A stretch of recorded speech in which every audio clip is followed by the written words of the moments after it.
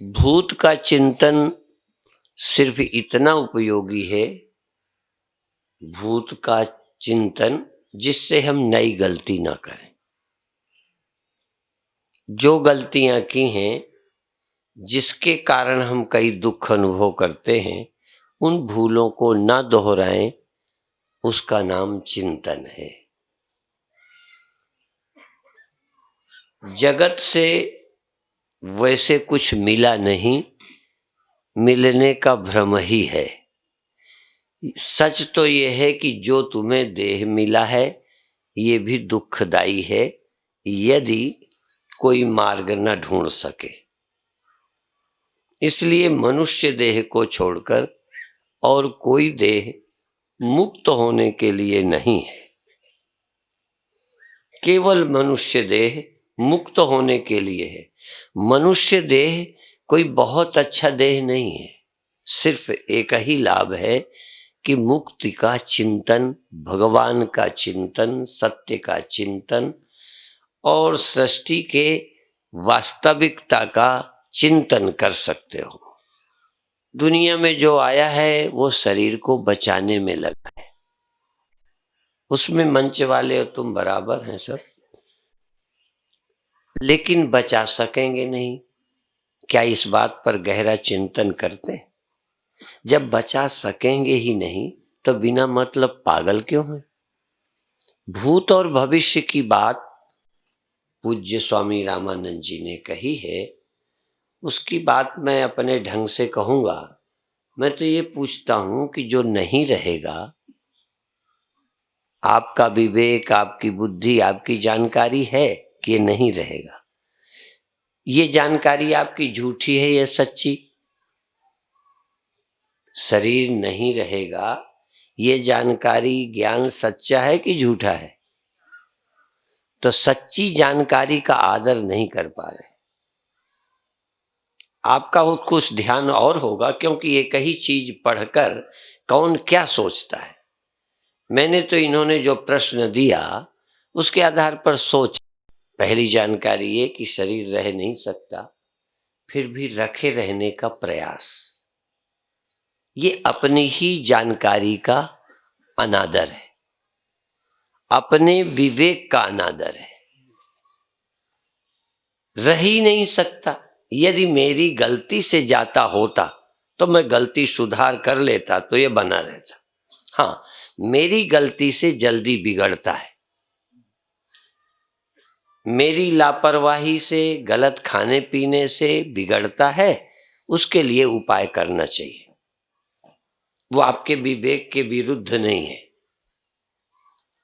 यदि धन बिल्कुल ना हो तो गुजारा नहीं होगा, ये आपकी जानकारी है। यदि ये आप चिंतन करते हैं, कमाते हैं, तो आप गलत नहीं हैं। पर जब सदा बने रहने का उपाय करते हैं, तब आप अपनी ही समझ का अनादर करते हैं। तो सदा न रहने वाले के रखने की इच्छा छोड़ दो और रहने वाले से अपना संबंध जोड़ लो।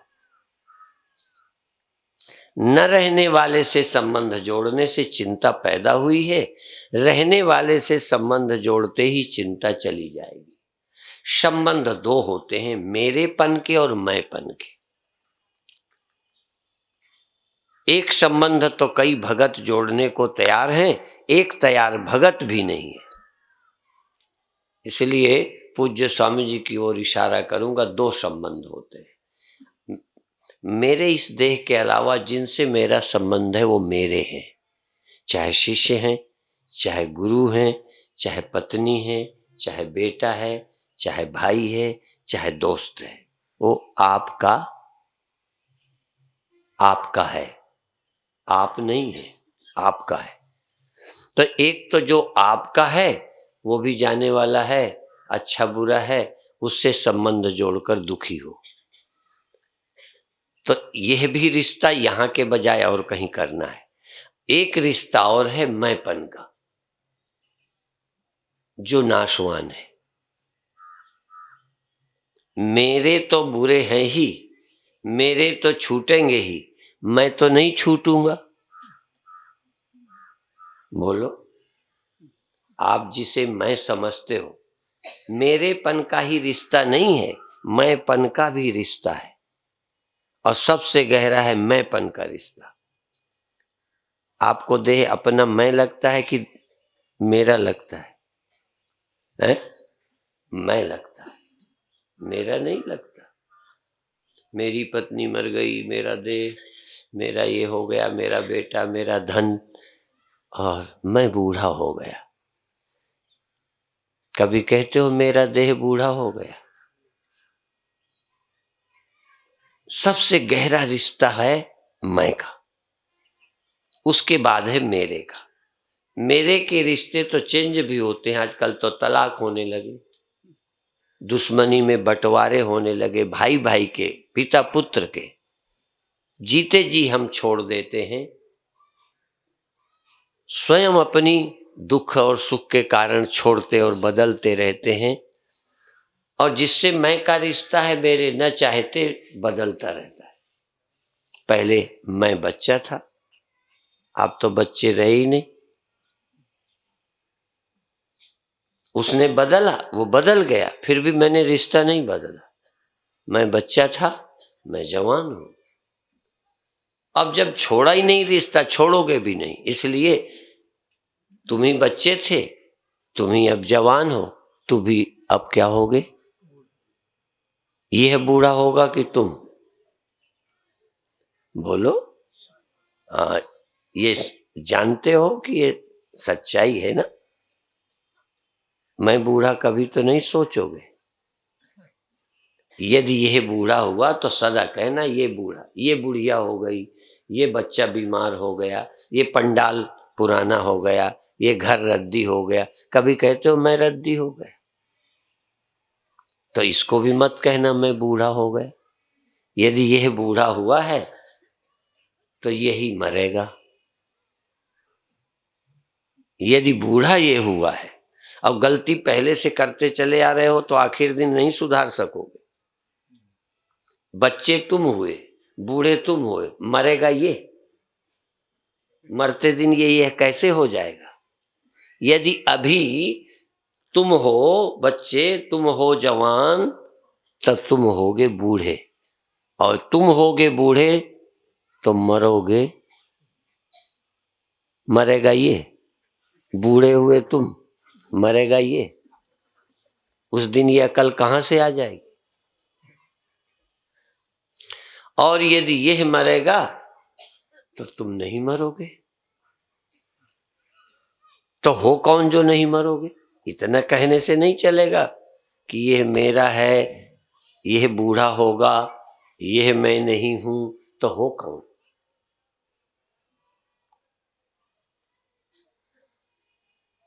वो क्या है फिल्मी गाना, क्या हो, आखिर तुम मेरे हो कौन?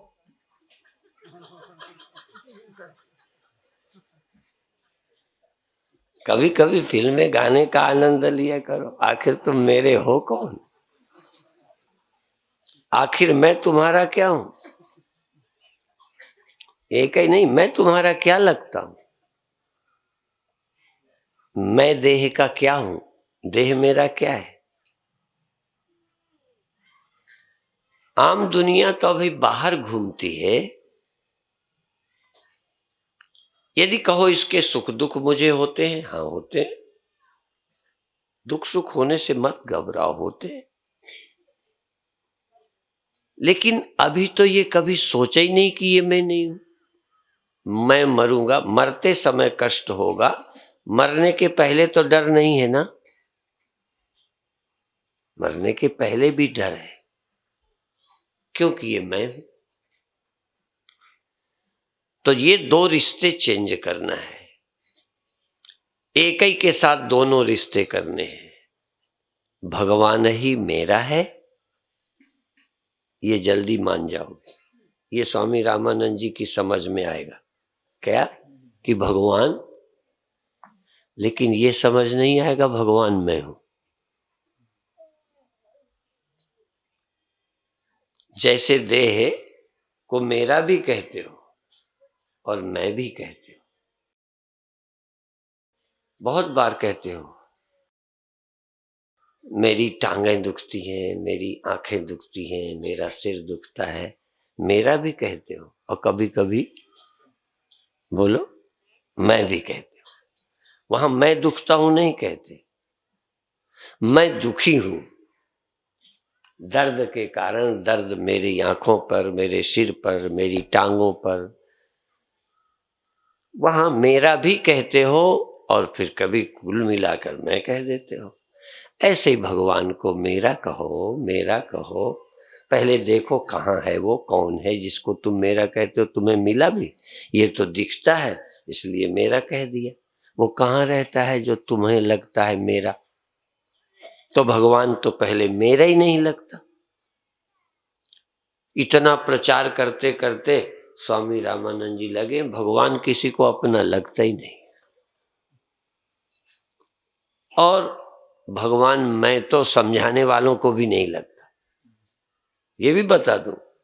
इसलिए रामानंद जी का मैं खंडन नहीं कर रहा।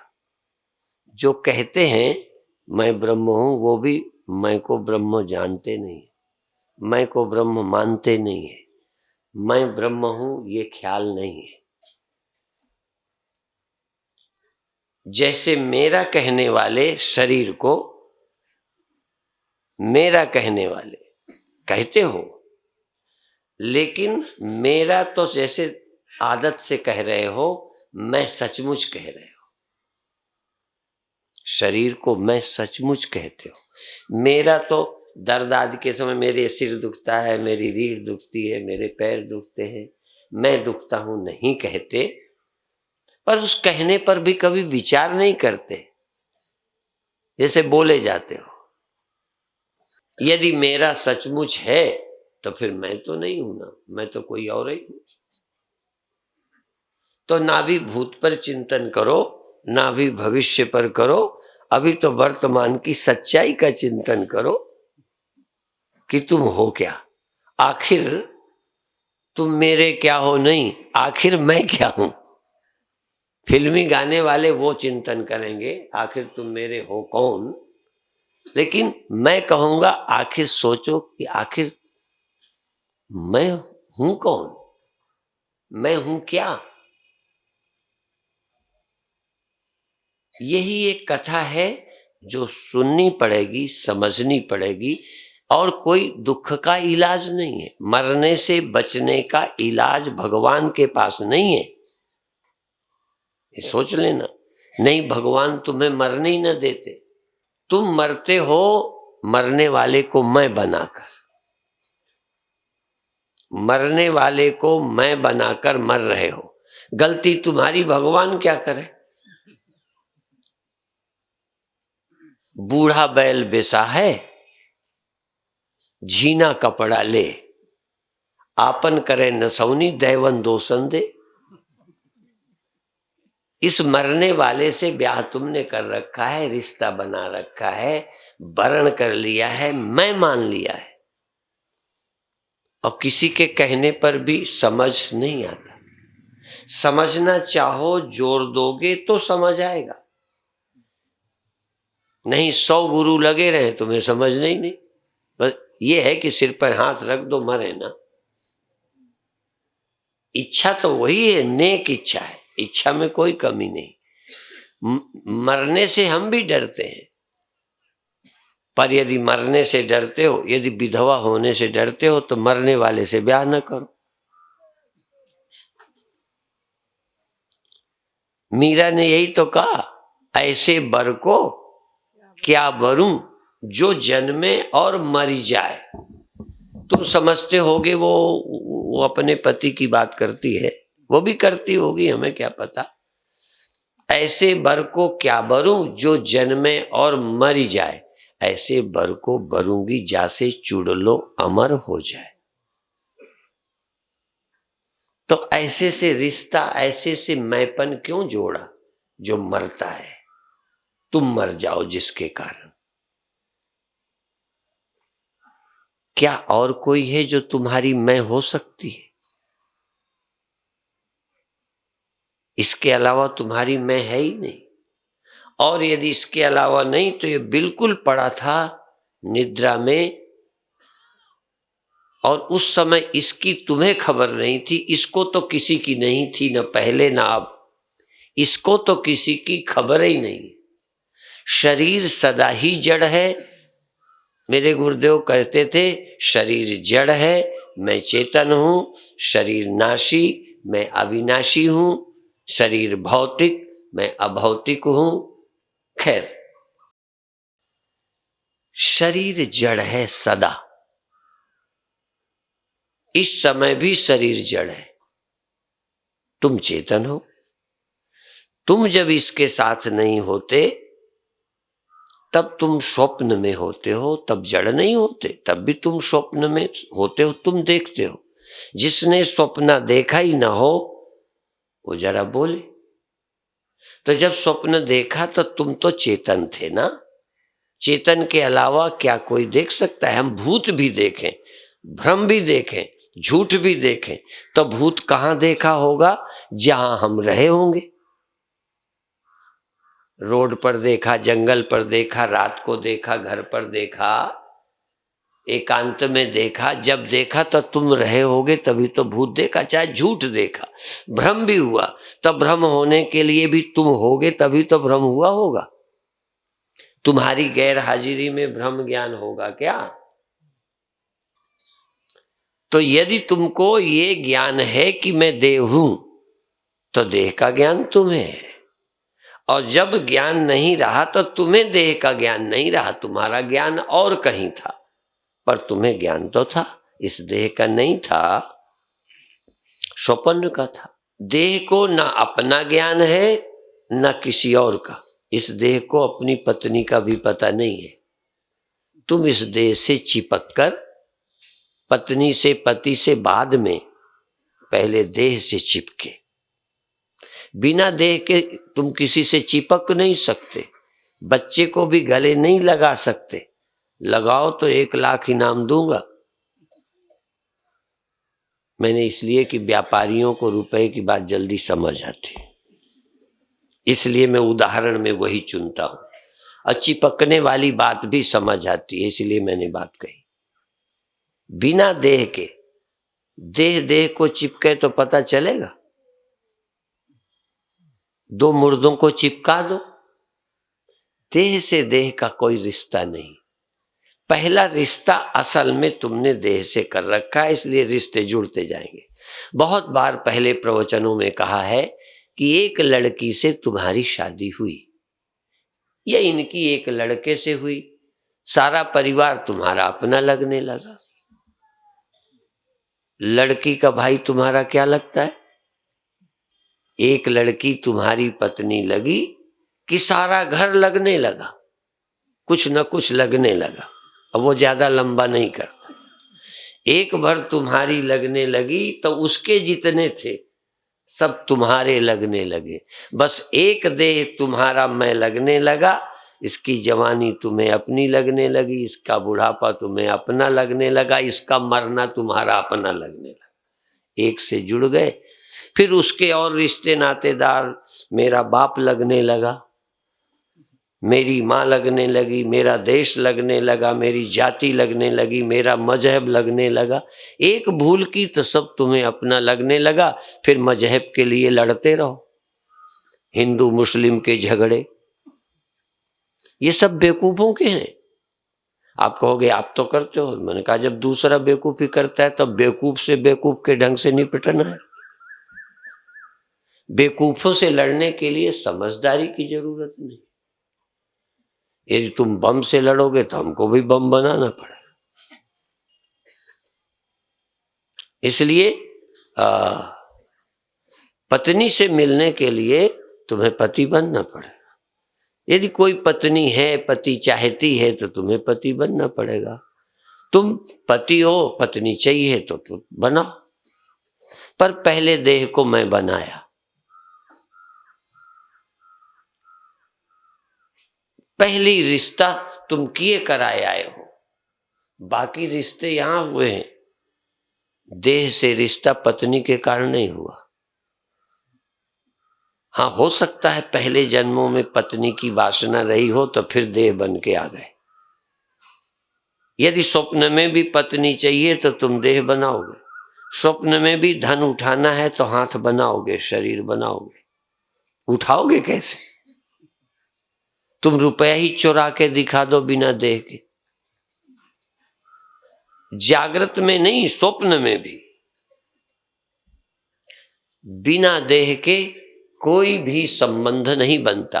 और देह का तुम्हारा अनादि अज्ञान से संबंध है। तुम कह ही नहीं सकते किस दिन रिश्ता किया था। ये अनादि रिश्ता है, जन्मों जन्मों से ये रिश्ता है। पार्वती शंकर का तो जन्मों जन्मों का रिश्ता था ही, तुम्हारा भी देह का जन्मों जन्मों का रिश्ता है। तुम शिव शंकर हो, देह पार्वती है।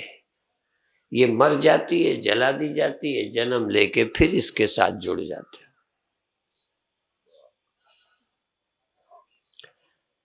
सोचना शुरू करो। सोचोगे तो भी कई बार गड़बड़ होगा, और सोचोगे नहीं तब तो गड़बड़ ही तुम्हें सच लगेगी। जिसको ये लग जाए हम भूल जाते हैं। स्वामी रामानंद जी ने कहा, ये कैसे, बड़ी मजेदार बात है। भगवान की अखंड स्मृति कैसे रहे और अपनी जानकारी का अनादर कैसे छूटे।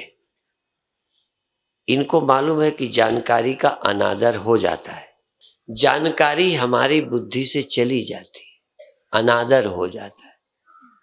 अनादर माने उसको महत्व न देना।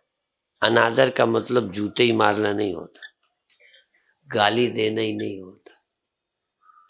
अनादर माने गुरु की न मानना, अनादर हो गया। गुरु के निर्णय को नहीं स्वीकारना, बस अनादर हो गया गुरु का।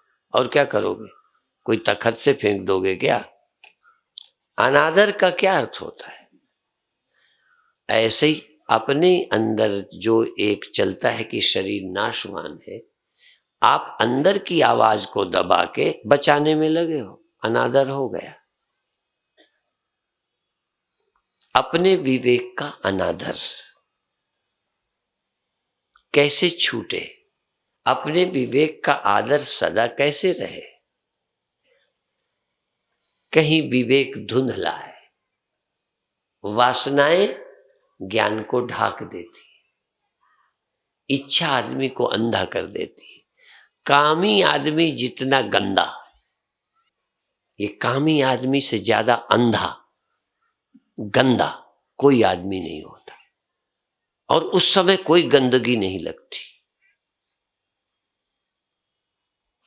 मैं शब्द नहीं बोल सकता जो करते हैं लोग, बड़े बड़े पंडित,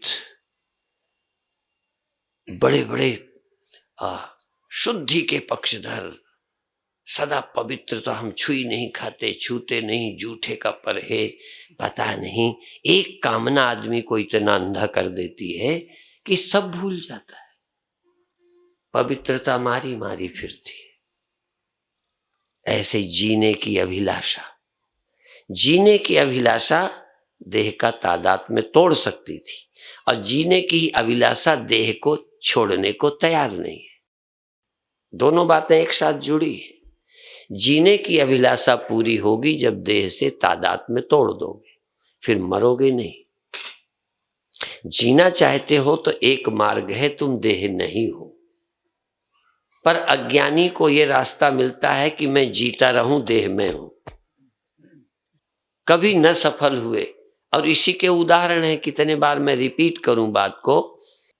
प्रहलाद का पिता इसका प्रतीक है कि वो भी बचना चाहता है, और परीक्षित भी बचना चाहते हैं।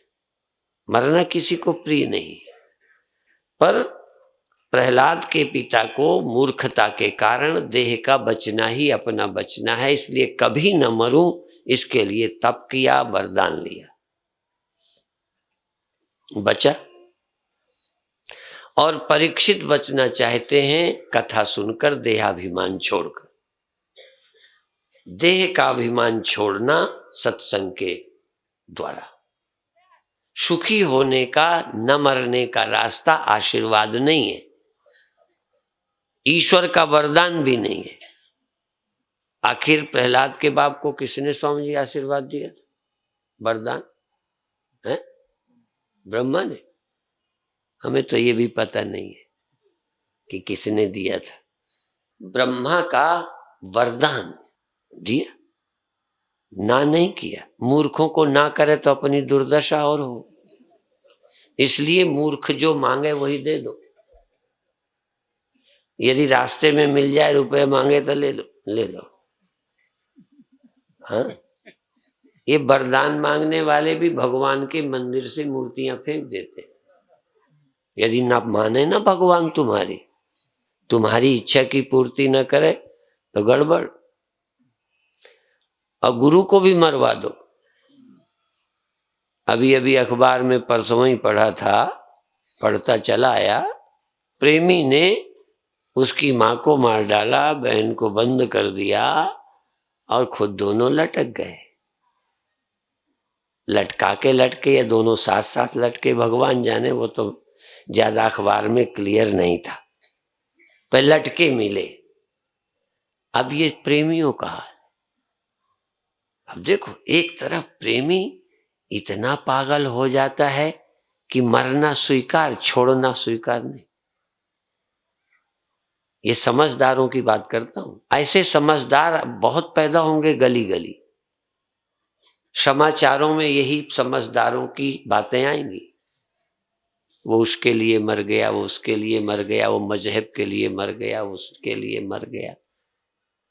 एक तरफ मरने को डरते हैं, एक तरफ कामना के अंधे हों तो मरने की परवाह छूट जाती। कामना न पूर्ति हो तो मरना ही सूझता है।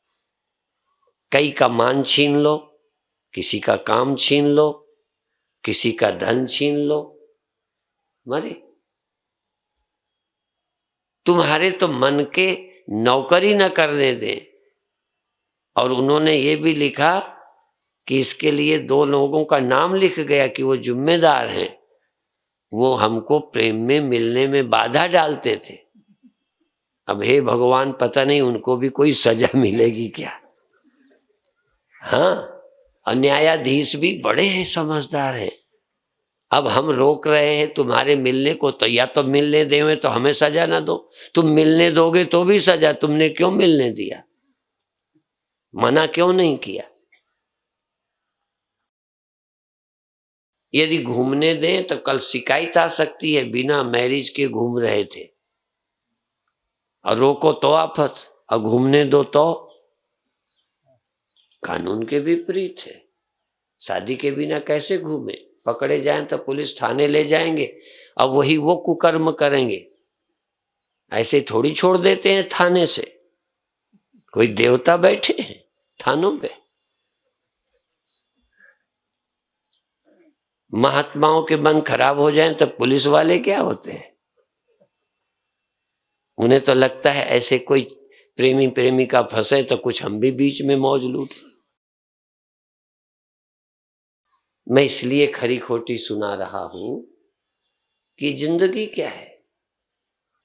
पागलों की दुनिया है। माया से चित्त हर लिया गया है। विषयापहृत चेतसाम, विषय के सुख ने हमारी बुद्धि को हर लिया है। कामना से बुद्धि हर जाती है, कामना से ज्ञान ढक जाता है, कामना अंधा कर देती है। जितनी ही तीव्र कामना होगी उतने तुम अंधे हो जाओगे। काम तो सबको है, पर एक में अंधे नहीं होते, संभल के। कई मक्खियां शहद खाती हैं, फंसती नहीं। हाँ, कई चाशनी में चिपक जाती है, फिर निकलना मुश्किल है। ये मन भी मक्खी की तरह है। कई विवेकी हैं, छोड़ नहीं पाते तो बच के खाते हैं, और कई फंस के मर जाते हैं। इसलिए और कुछ अभी छोड़ो न छोड़ो, जैसे सुख और मृत्यु। प्रेम करें यहां तक ठीक है। प्रेम के लिए जिंदा रहना चाहिए कि मर जाना चाहिए? मान लो जिनका प्रेम है, प्रेमी प्रेम में सफल होने के लिए घर से लड़ जाएं, भग जाएं, यहां तक तो थोड़ी समझ अभी बाकी है। पर जब प्रेमी मर जाते हैं, ज्यादा ही समझदार हैं लगता है। क्या कहोगे तुम, समझदार? बस प्रेम शुरू हुआ कि अंधेपन की शुरुआत हुई। अब कहाँ तक ले जाएगा, कितनी आंखें गड़बड़ाएंगी, उसकी कोई सीमा नहीं। जब बुढ़ापा आता है आंखें कमजोर होती जाती, कामना में भी हमारी विवेक क्षमता धुंधली होती जाती है, बिल्कुल दिखना बंद हो जाता है, अच्छा बुरा की पहचान खो जाती है। इसलिए वो विषय तो जटिल है, हम अपनी जगह आए कि देह तुम हो नहीं। देह अभी भी जीते जी जिसने देह ना छोड़ा हो, जैसे घर को छोड़कर चले जाते हो, घर को छोड़कर सो जाते हो, आप तो नहीं सोते, ऐसे ही देह से मन हटाकर सो जाते हो और उतनी देर स्वप्नों में रहते हो। जैसे दफ्तर में कई बार पूरा ध्यान लग गया, घर को भूल जाते हो। और तो और कभी कभी टिकट लेने में जेब भूल जाते हो। जब तुम्हारा मन पूरा टिकट लेने में लगता है, और कभी कभी तो ये लोग बड़े खिलाड़ी होते हैं, बड़ी जोर के धक्का मारते हैं कि तुम्हें गुस्सा आ जाए, तुम देखो कौन बदतमीज है, और उसी समय जेब कट गई। एक धक्का मारेगा, तुम्हारा मन उसे लड़ने में, तुझे अकल नहीं है, बस जेब गई। तुम्हारा ध्यान एक तरफ हुआ, देह देह पड़ा रह गया, तुम स्वप्न में थे।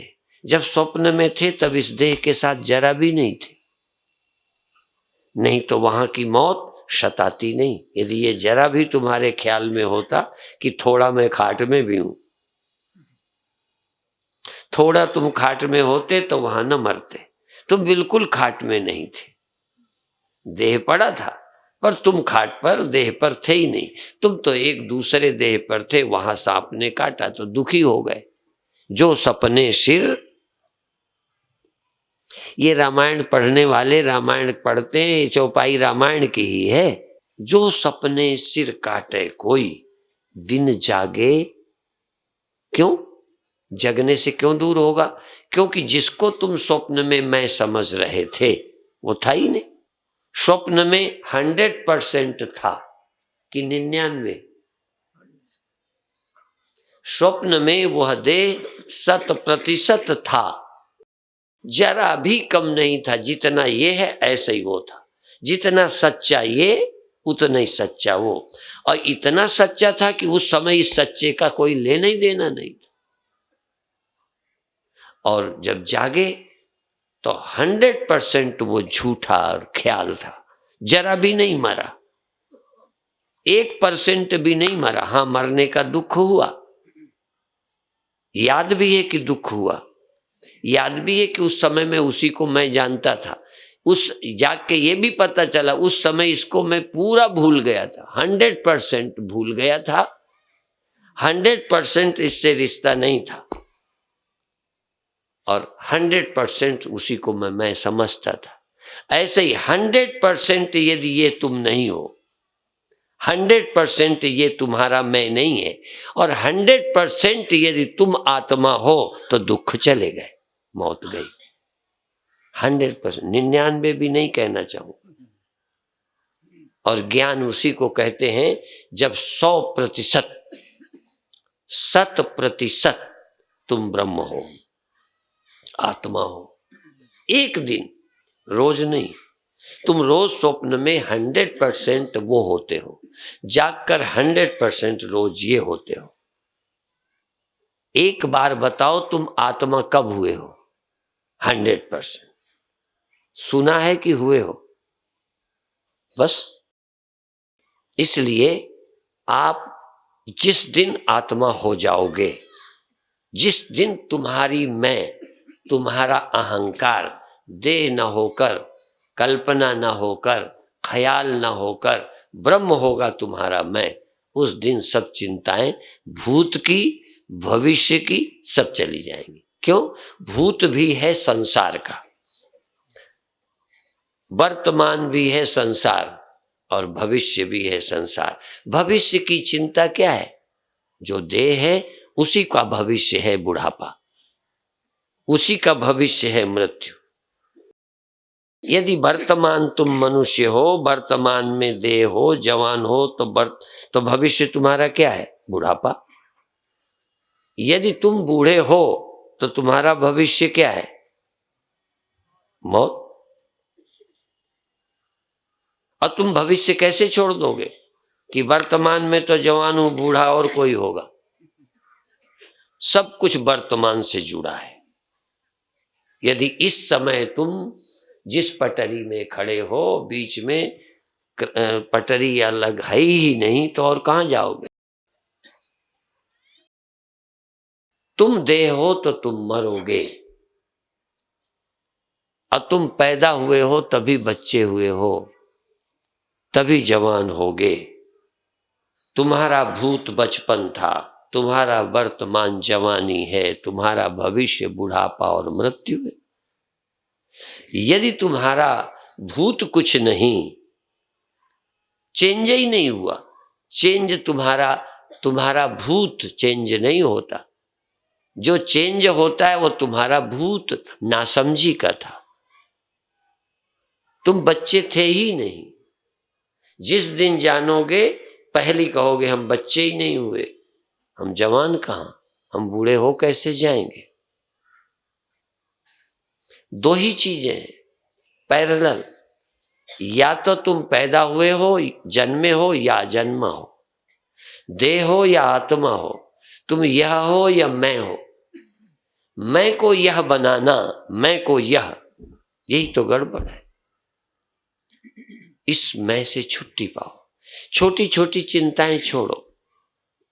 एक सब चिंताओं की जड़ है कि तुम आदमी हो, सब चिंताओं की।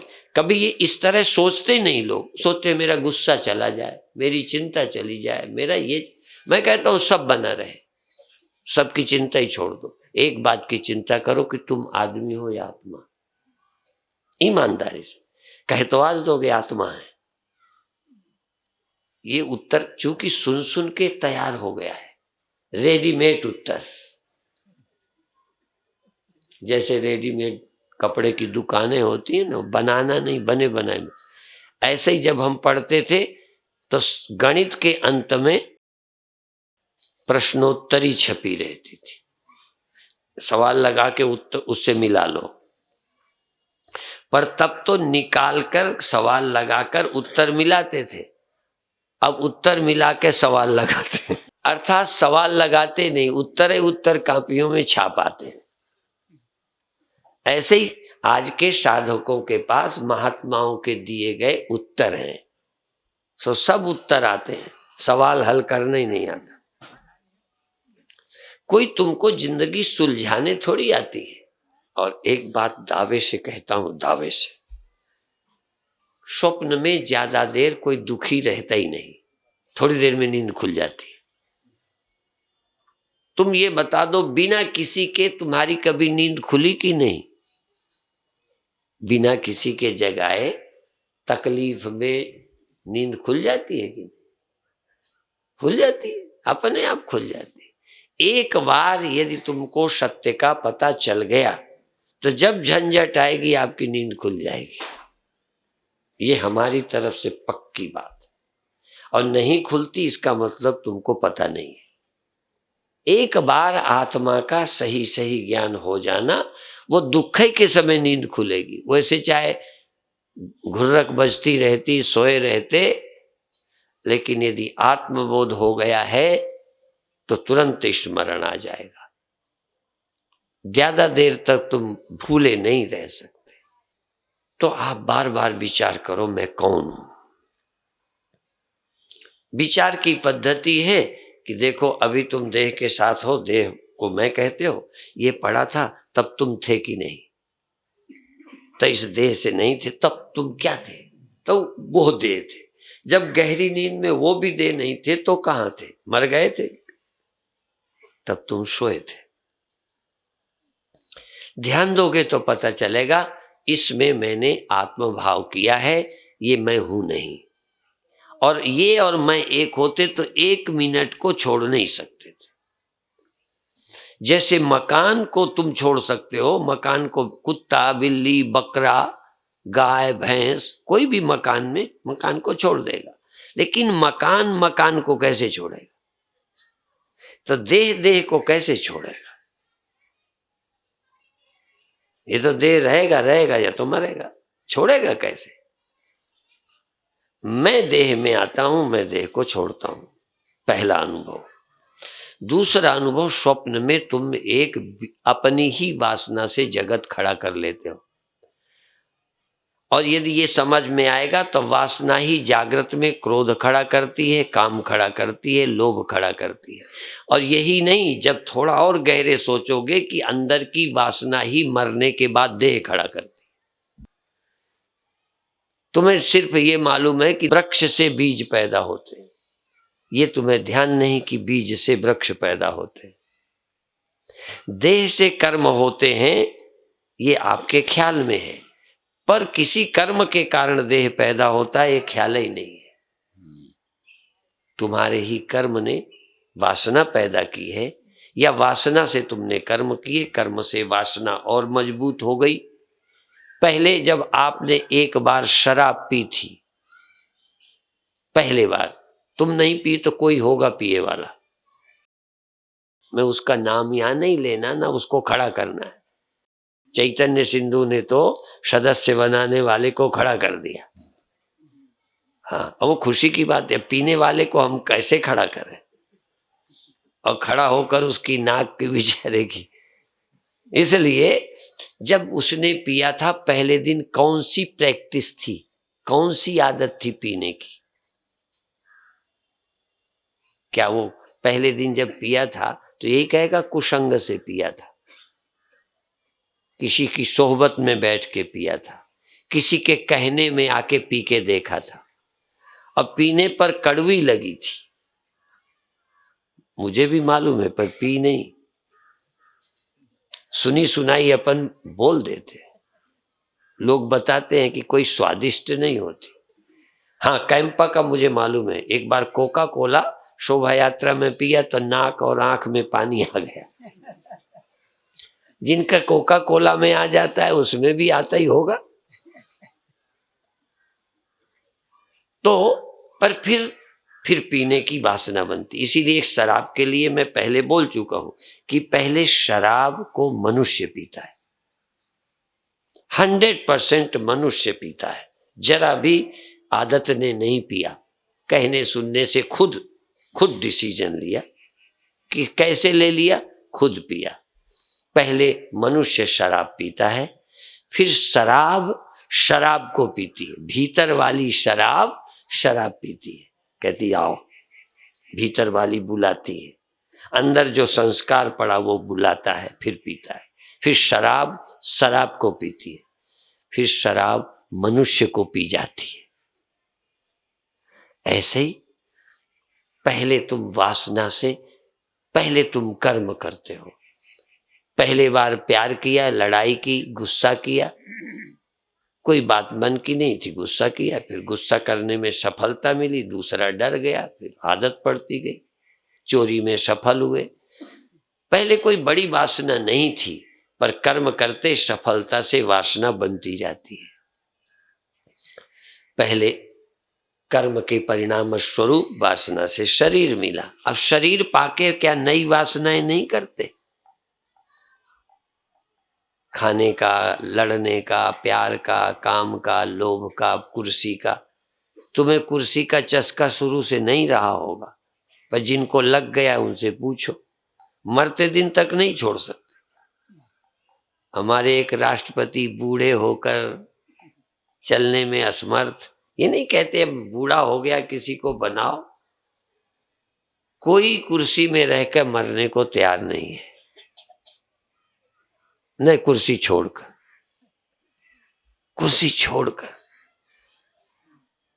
अब लगता है जब मर जाएंगे तो आप ही छूटेगी। आप भी देह नहीं छोड़ने को तैयार, छूटेगा। ये देखो वासना, अंतर जाओ, थोड़ी देर को शरीर का त्याग करो, इंद्रियों के विषयों का त्याग करो थोड़ी देर। नींद में छोड़ते ही हो, पर उसमें तुम्हारा क्या करामा? जैसे कुर्सी लोग मर के छोड़ते हैं, ऐसे तुम सो के जगत छोड़ते हो। कोई तुम नेताओं से कम हो क्या? जिंदा जिंदा क्यों नहीं छोड़ते? मर करके सब छोड़ते, जीते जी तू छोड़। जग से नाता तोड़कर हरि से नाता जोड़। जग देखो, सो करके सब छोड़ते, जगते जगते छोड़। ध्यान में छोड़, छोड़। मुझे आंखें नहीं चाहिए, कान नहीं चाहिए, मन नहीं चाहिए, मुझे विषय नहीं चाहिए। मन का क्या करना? और मैं बिना मन का रहता हूं। यदि दीवाल न रहे तो मिट्टी नहीं रहेगी, यदि घड़ा न रहे तो मिट्टी नहीं रहेगी, आंखें न रहे तो मैं मर जाऊंगा। इस तरह से धीरे धीरे तू आंखों की आवश्यकता, विषयों के भोग का त्याग कर, मन को छोड़कर मन का चिंतन छोड़ दे। मन के द्वारा कुछ जो जिसका करता था ना कर, जरूरत नहीं। और देख तू रहेगा कि नहीं। इसलिए न मन रहने पर, अमन होने पर, जैसे लहर न रहने पर पानी आप बच जाता है, पर पानी को भरोसा ही खो गया है कि बिना लहर के मैं रहूंगा। ऐसे ये आत्म चैतन्य भूल गया है कि मैं बिना देह के, इंद्रियों के, मन के हो सकता हूं। सच्चाई यह है कि तुम बिना मन और बिना इंद्रियों के अतीन्द्रिय हो। एक शब्द है अतीन्द्रिय, परमात्मा अतीन्द्रिय है। और दूसरा शब्द लोग नहीं बोलते, मैं बोला करता हूं। परमात्मा अतीन्द्रिय है, बिना इंद्रियों का भी है। तो साथ साथ फिर ये वाक्य कहो कि जो बिना इंद्रियों के है वही परमात्मा है। जो मन और इंद्रियों के बिना रह जाए उसी का नाम परमात्मा है। और ये देखो कि बिना मन के रहोगे कि नहीं, रह के देख लो एक बार। बिना लहर के जो रह जाए, पानी बिना लहर के भी रहता है। यदि लहर के बिना जो रह जाए उसका नाम ही पानी है। सत्य चैतन्य ब्रह्म कौन? जो बिना इंद्रियों के, बिना मन के रह जाए। और एक बार बिना मन इंद्रियों के रह जाए तो मन को मैं साथ क्यों लूं? जिस दोस्त के द्वारा मैं जेल जाता हूं, पकड़ा जाता हूं, बंधन आता है, और उस दोस्त के बिना मैं रह सकता हूं? मैं क्यों दोस्ती करूं? क्यों थाने जेल जाऊं? क्यों पीटूं? क्यों बदनामी कराऊं? यदि बिना मन और इंद्रियों के मैं रह सकता हूं तो मैं एक इस अनुभव को उपलब्ध हूं। ये ध्यान से, ज्ञान से प्राप्त हो सकता है। ओम शांति शांति शांति।